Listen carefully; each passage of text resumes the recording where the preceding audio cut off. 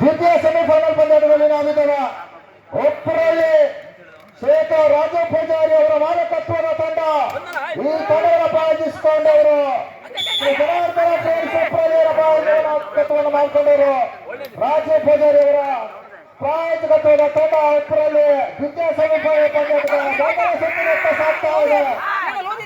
ನೇರ ಫೈನಲ್ ಹಂತಕ್ಕೆ